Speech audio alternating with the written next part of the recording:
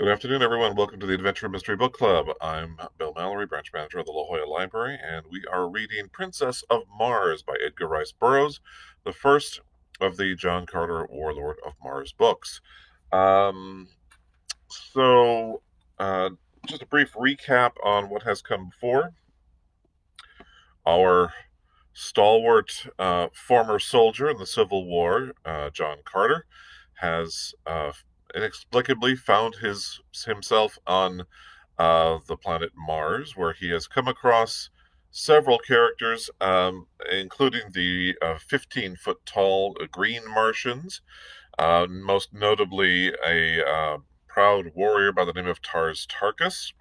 He has been taken to one of their cities, which appears to be in the ruins of um, another. I mean, it used to be. It seemed clear that based on the height of the doorways and that the city itself was made for people John Carter's size, not for the size of these green Martians who are, like I said, about 15 feet tall, much larger, and and he has been placed in the care of a female green Martian by the name of Sola, and she in turn has placed one of the dogs. Basically, there's like a Martian dog, and they haven't really gotten into a whole lot of detail on this, other to other than to describe this creature as being somewhat frog-like, like all the beings. He on Mars, he has extra legs, so he's got 8 legs, and he's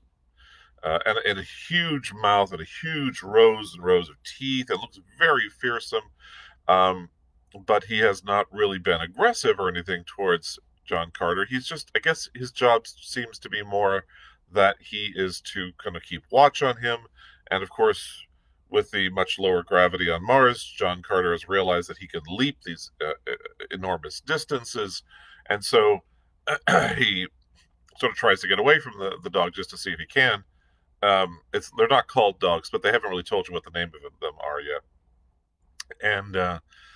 And so he jumps, and this creature just takes off. I mean, it's incredibly fast, and follows him as fast as he can to the spot where he lands, and then just to you know, having discovered that this animal is so fast, he then leaps back into the city, and he sort of feels like a captive, but sort of not, and it's sort of he's kind of just staying there, and so this is all that has happened so far.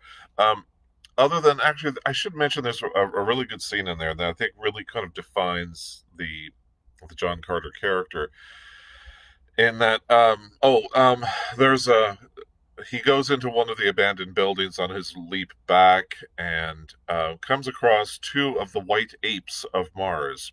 And they are, again, 6 arms or four arms, 2 legs, and they are huge and muscular and vicious, and tusks, and he is doing battle with them, and this dog creature comes in and attacks one of them, and then that allows John Carter to kind of get the upper hand, and they're able to eventually kill these two creatures who were trying to kill him.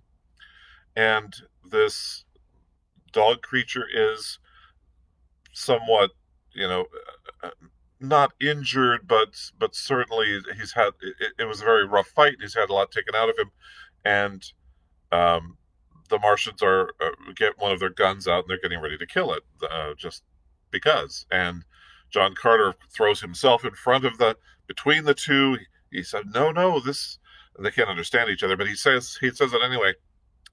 This creature saved my life. He helped me when I needed help, and you can't kill him just because he's weak now, because he did me a good service, and so he saves the life of this creature, um, and that's kind of where it ends. And so with that, things like this it'll kind of be a recurring theme. So you want to kind of pay attention to stuff like that. Um, but anyway, rather than go on, and I could go on and on and talk about this book as it is one of my favorites. Why don't we instead go on to our next chapter, Chapter 7, which is entitled Child Raising on Mars. After a breakfast, which was an exact replica of the meal of the preceding day, and an index of practically every meal which followed while I was with the green men of Mars, Sola escorted me to the plaza, where I found the entire community engaged in watching or helping at the harnessing of huge Macedonian animals to great three-wheeled chariots. There were about 250 of these vehicles, each drawn by a single animal, any one of which, from their appearance, might easily have drawn the entire wagon train when fully loaded. The chariots themselves were large, commodious, and gorgeously decorated. In each was seated a female Martian loaded with ornaments of metal and jewels and silks and furs, and upon the back of each of the beasts which drew the chariots was perched a young Martian driver. Like the animals upon which the warriors were mounted, the heavier draft animals wore neither bit nor bridle, but were guided entirely by telepathic means. This power is wonderfully developed in all Martians, and accounts largely for the simplicity of their language and for the relatively few spoken words exchanged, even in long conversations. It is the universal language of Mars, through the medium of which the higher and lower animals of this world of paradoxes are able to communicate to a greater or lesser extent, depending upon the intellectual sphere of the species and the development of the individual. As the cavalcade took up the line of march in single file, Sola dragged me into an empty chariot, and we proceeded with the procession toward the point by which I had entered the city the day before. At the head of the caravan rode some 200 warriors, 5 abreast, and a like number brought up the rear, while 25 or 30 outriders flanked us on either side. Excuse me. Everyone but myself, men, women, and children, were heavily armed, and at the tail of each chariot trotted a Martian hound, my own beast following closely behind ours. In fact, the faithful creature never left me voluntarily during the entire 10 years I spent on Mars. Our way led out across the little valley before the city, through the hills and down into the Dead Sea bottom, which I had traversed on my journey from the incubator to the plaza. The incubator, as it proved, was the terminal point of our journey this day, and as the entire cavalcade broke into a mad gallop as soon as we reached the level expanse of sea bottom, we were soon within sight of our goal. On reaching it, the chariots were parked with military precision on the 4 sides of the enclosure, and half a score of warriors, headed by the enormous chieftain, including Tars Tarkas and several other lesser chiefs, dismounted and advanced towards it. I could see Tars Tarkas explaining something to the principal chieftain, whose name, by the way, was, as nearly as I can translate it into English, Lorquas Batamal, Jed being his title. I was soon apprised of the subject of their conversation as, calling to Sola, Tars Tarkas signed for her to send me to him. I had by this time mastered the intricacies of walking under Martian conditions, and quickly responding to his command, I advanced to the side of the incubator where the warriors stood. As I reached their side, a glance showed me that all but a very few eggs had hatched, the incubator being fairly alive with the hideous little devils. They ranged in height from 3 to 4 feet, and were moving restlessly about the enclosure as though searching for food. As I came to a halt before him, Tars Tarkas pointed over the incubator and said, "Sack," which I saw I saw that he wanted me to repeat my performance of yesterday for the edification of Lorquas Potamel.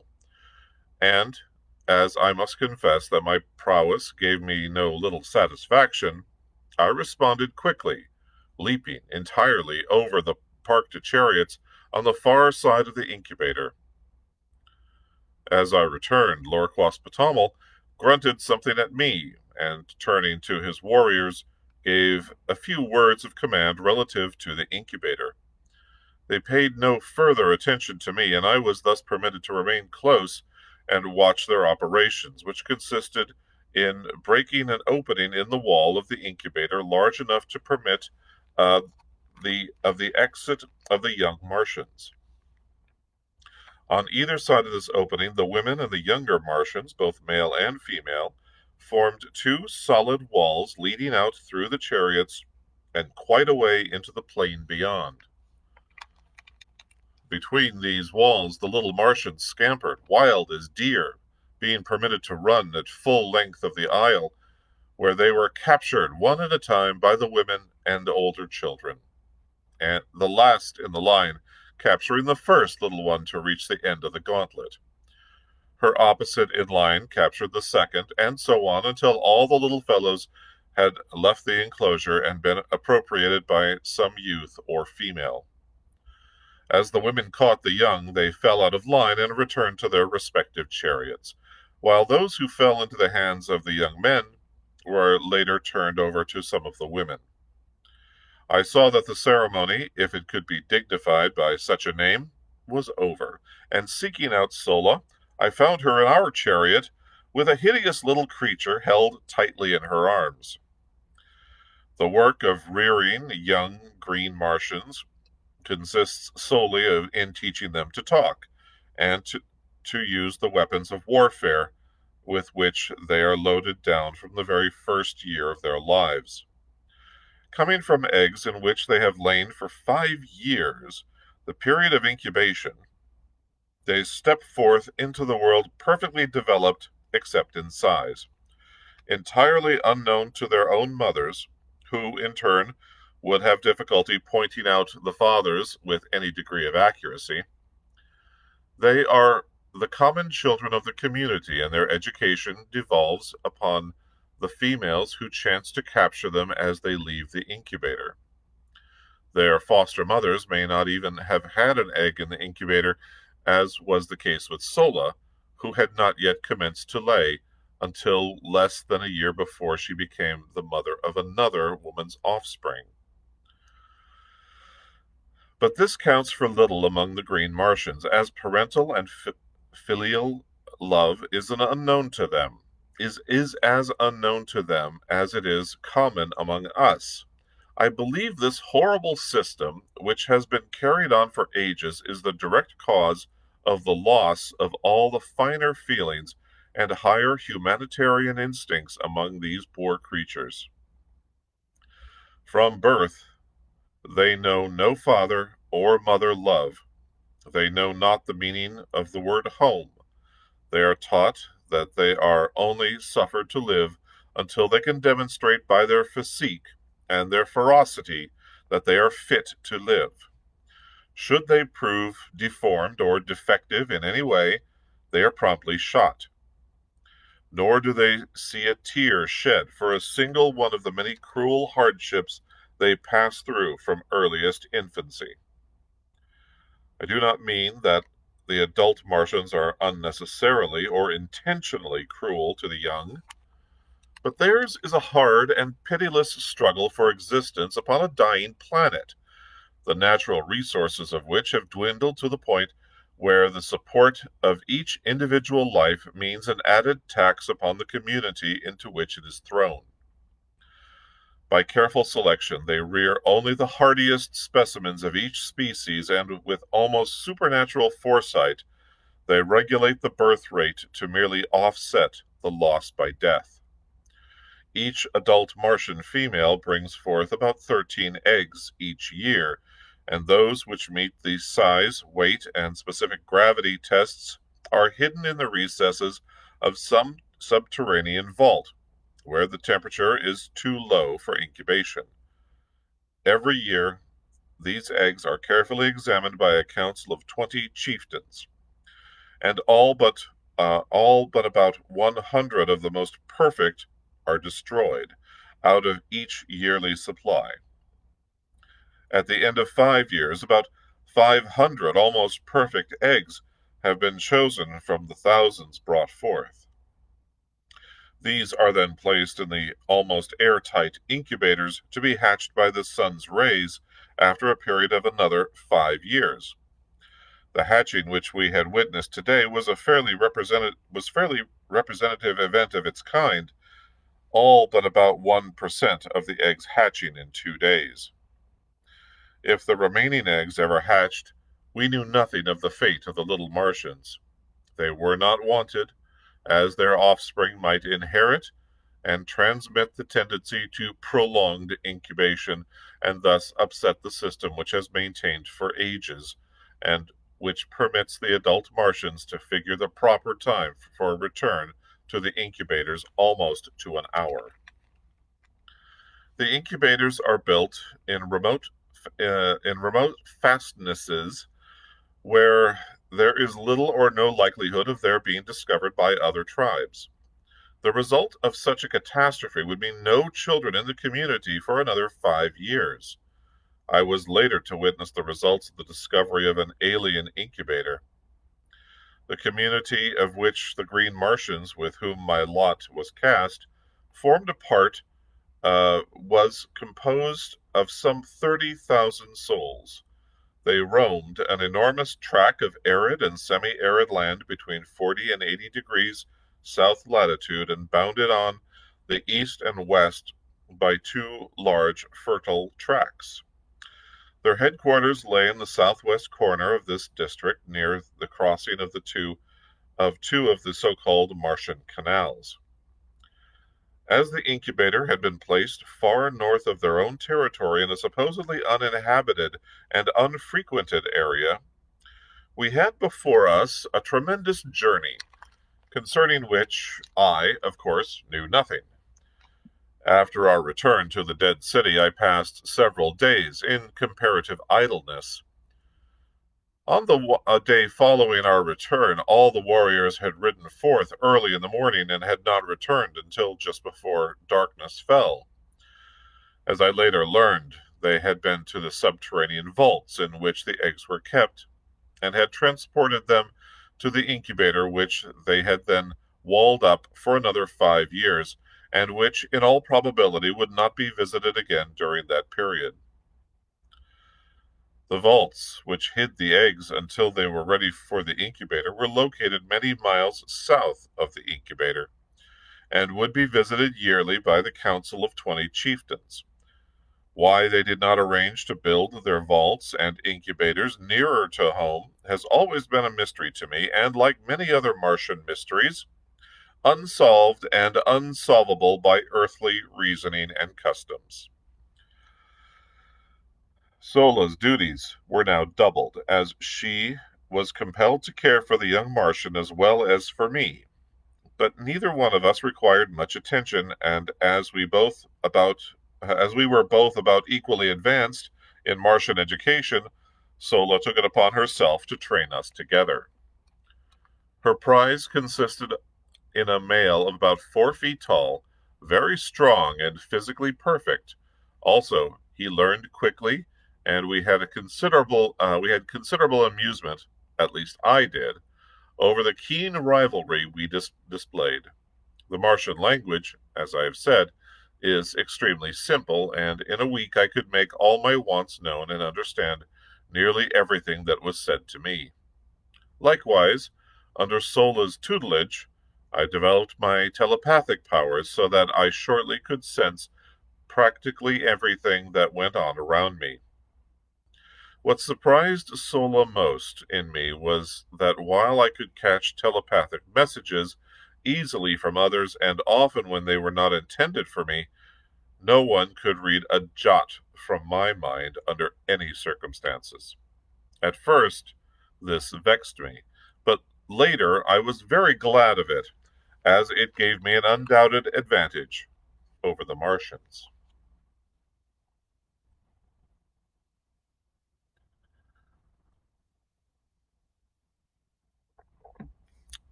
Chapter 8, entitled A Fair Captive from the Sky. The third day after the incubator ceremony, we set forth toward home. But scarcely had the head of the procession debauched into the open ground before the city, then orders were given for an immediate and hasty return. As though trained for years in this particular evolution, the green Martians melted like mist into the spacious doorways of nearby buildings until in less than 3 minutes the entire cavalcade of chariots, mastodons, and mounted warriors was nowhere to be seen. Sola and I had entered a building upon the front of the city, in fact, the same one in which I had had my encounter with the apes, and, wishing to see what had caused the sudden retreat, I mounted to an upper floor and peered from the window out over the valley and the hills beyond, and there I saw the cause of their sudden scurrying to cover. A huge craft, long, low, and gray painted, swung slowly over the crest of the nearest hill. Following it came another, and another, and another, until 20 of them, swinging low above the ground, sailed slowly and majestically toward us. Each carried a strange banner swung from stem to stern above the upper works, and upon the prow of each was painted some odd device that gleamed in the sunlight and showed plainly, even at a distance at which we were, even at the distance at which we were from the vessels. I could see figures crowding the forward decks and upper works of the aircraft. Whether they had discovered us or simply were looking at the deserted city, I could not say. But in any event, they received a rude reception, for suddenly and without warning the green Martian warriors fired a terrific volley from the windows of the buildings, facing the little valley across which the great ships were so peacefully advancing. Instantly the scene changed, as by magic. The foremost vessel swung broadside toward us, bringing her guns into play, returned our fire, and at the same time moving parallel to our front for a short distance, and then turning back with the evident intention of completing a great circle, which would bring her up to position once more opposite our firing line. The other vessels followed in her wake, each one opening upon us as she swung into position. Our own fire never diminished, and I doubt if 25% of our shots went wild. It had never been given me to see such deadly accuracy of aim, and it seemed as though a little figure on one of the craft dropped at the explosion of each bullet, while the banners and the upper works dissolved in spurts of flame as the irresistible projectiles of our warriors mowed through them. The fire from the vessels was most ineffectual, owing, as I afterward learned, to the unexpected suddenness of our first volley, which caught the ship's crews entirely unprepared and the sighting apparatus of the guns unprotected from the deadly aim of our warriors. It seems that each green warrior has certain objective points for his fire under relatively identical circumstances of warfare. For example, a proportion of them, always the best marksmen, direct their fire entirely upon the wireless finding and sighting apparatus of the big guns of an attacking naval force. Another detail attends to the smaller guns in the same way. Others pick off the gunners, still others the officers, while certain other quotas concentrate their attention upon the other members of the crew, upon the upper works, and upon the steering gear and propellers. 20 minutes after the first volley, the great fleet swung, trailing off in the direction from which it had first appeared. Several of the craft were limping perceptibly, and seemed but barely under the control of their depleted crews. Their fire had ceased entirely, and all their energies seemed focused upon escape. Our warriors then rushed up to the roofs of the buildings which we occupied and followed the retreating armada with a continuous fusillade of deadly fire. One by one, however, the ships managed to dip below the crests of the outlying hills, until only one barely moving craft was in sight. This had received the brunt of our fire and seemed to be entirely unmanned, as not a moving figure was visible upon her decks. Slowly she swung from her course, circling back toward us in an erratic and pitiful manner.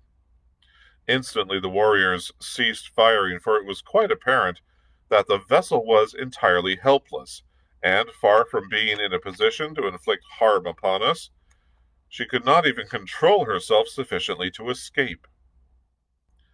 As she neared the city, the warriors rushed out upon the plain to meet her, but it was evident that she still was too high for them to hope to reach her decks. From my vantage point in the window, I could see the bodies of her crew strewn about, although I could not make out what manner of creatures they might be. Not a sign of life was manifest upon her as she drifted slowly with a light breeze in a southeasterly direction.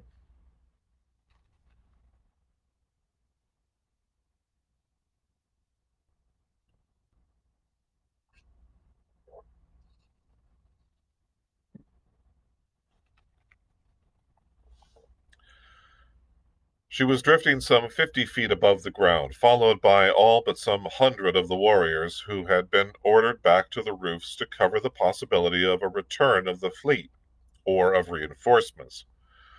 It soon became evident that she would strike the face of the building about a mile south of our position, and as I watched the progress of the chase, I saw a number of warriors gallop ahead, dismount, and enter the building she seemed destined to touch. As the craft neared the building, and just before she struck, the Martian warriors swarmed upon her from the windows, and with their great spears eased the shock of the collision, and in a few moments they had thrown out grappling hooks, and the big boat was being hauled to ground by their fellows below. After making her fast, they swarmed the sides and searched the vessel from stem to stern. I could see them examining the dead sailors, evidently for signs of life, and presently a party of them appeared from below, dragging a little figure among them. The creature was considerably less than half as tall as the green Martian warriors, and from my balcony I could see that it walked erect upon two legs, and surmised that it was some new and strange Martian monstrosity with which I had not yet become acquainted. They removed their prisoner to the ground, and then commenced a systematic rifling of the vessel. This operation required several hours, during which time a number of the chariots were requisitioned to transport the loot, which consisted in arms, ammunition, silks, furs, jewels, strangely carved stone vessels, and a quantity of solid foods and liquids, including many casks of water, the first I had seen since my advent upon Mars. After the last load had been removed, the warriors made lines fast to the craft and towed her far out into the valley in a southwesterly direction. A few of them then boarded her and were busily engaged in what appeared from my distant position as the emptying of the contents of various carboys upon the dead bodies of the sailors, and over the decks and works of the vessel. This operation concluded, they hastily clambered over her sides, sliding down the guy ropes to the ground. The last warrior to leave the deck turned and threw something back upon the vessel, waiting an instant to note the outcome of his act.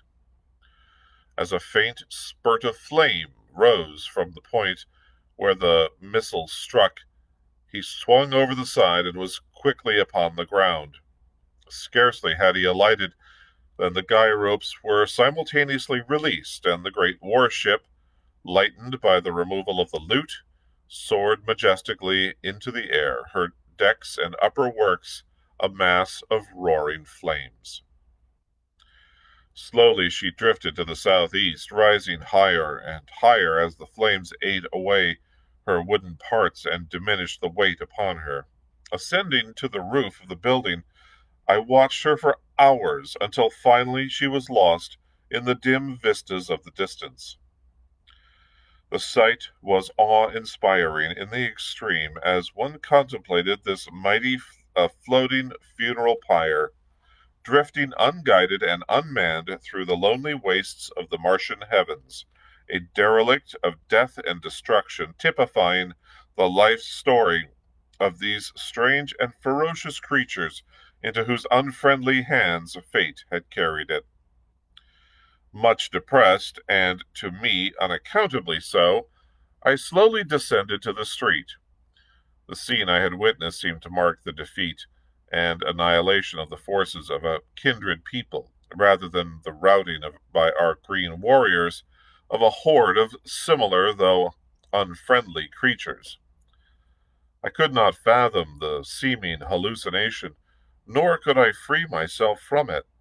But somewhere in the innermost recesses of my soul, I felt a strange yearning towards these unknown foemen, and a mighty hope surged through me that the fleet would return and demand a reckoning from the green warriors who had so ruthlessly and wantonly attacked it. Close at my heel, in his now accustomed place, followed Woola, the hound. And as I emerged upon the street, Sola rushed up to me as though I had been the object of some search on her part. The cavalcade was returning to the plaza, the homeward march having been given up for that day. Nor, in fact, was it recommended for more than a week, owing to the fear of a return attack by the aircraft. Lorquas Patamal was too astute an old warrior to be caught upon the open plains with a caravan of chariots and children, so we remained at the deserted city until the dangers seemed past. As Sola and I entered the plaza, a sight met my eyes which filled my whole being with great surge of mingled hope, fear, exultation, and depression, and yet most dominant was a subtle sense of relief and happiness. For just as we neared the throng of Martians, I caught a glimpse of the prisoner from the battlecraft who was being roughly dragged into a nearby building by a couple of green Martian females. And the sight which met my eyes was that of a slender, girlish figure, similar in every detail to the earthly women of my past life. She did not see me at first, but just as she was disappearing through the portal of the building, which has to be her prison, she turned, and her eyes met mine. Her face was oval and beautiful in the extreme. Her every feature was finely chiseled and exquisite. Her eyes large and lustrous, and her head surmounted by a mass of coal-black, waving hair, caught loosely into a strange yet becoming coif.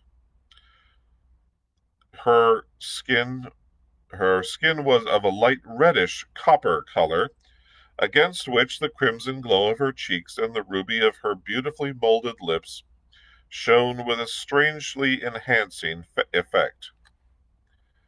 She was as destitute of clothes as the green Martians who accompanied her. Indeed, save for her highly wrought ornaments, she was entirely naked, nor could any apparel have enhanced the beauty of her perfect and symmetrical figure.